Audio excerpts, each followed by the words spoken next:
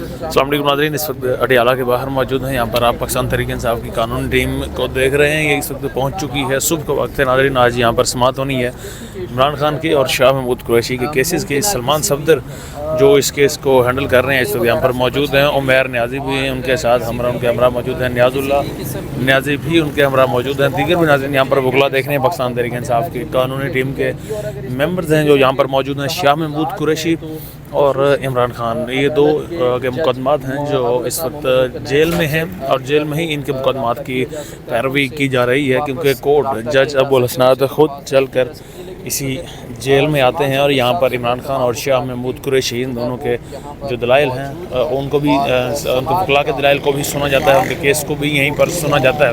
ایک درخواست دی گئی تھی اسلام آباد ہائی کورٹ میں پاکستان تحریک انصاف کے وکلا کی جانب سے، سلمان صفدر کی جانب سے، کہ جو جیل میں پروسیڈنگز ہوتی ہے اس پروسیڈنگز کو عدالت میں لے جایا جائے. عمران خان کو جیل سے عدالت لے کر جایا جائے، وہاں پر پروسیڈنگ کی جائے. لیکن اس کے باوجود، ان کے کہنے کے باوجود، درخواست کے باوجود جو فیصلہ آیا کل، فیصلے کے مطابق چونکہ عمران خان خود کہا کرتے تھے کہ ان کو سیکیورٹی کے خدشات ہیں، تو اسی وجہ سے انہیں اب بجائے اس کے کہ عدالت لایا جائے گا بلکہ عدالت خود جائے گی اڈیالہ جیل میں. تو دوبارہ سے اب آج عدالت دوبارہ یہاں پر لگنے والی ہے.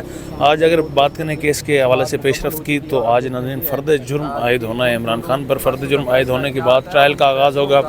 چونکہ اب شاہ محمود قریشی اور عمران خان دونوں ایک ہی جیل میں ہیں، دونوں اڈیالہ میں ہیں، تو دونوں پر ہی اگر فرد جرم عائد ہوتی ہے تو ٹرائل دونوں کا بآسانی اور جلد از جلد کیا جا سکتا ہے. انٹرنیشنل میڈیا بھی آج یہاں پر پہنچ چکے ہیں اڈیالہ جیل کے باہر، جہاں پر فرد جرم عائد ہونی ہے عمران خان کے خلاف اور ساتھ میں شاہ محمود قریشی کے خلاف. تو اس وقت اگر دیکھیں، بات کریں تحریک انصاف کی قانونی ٹیم کی، تو یہ قانونی ٹیم اس وقت یہاں پر پہنچ چکی ہے.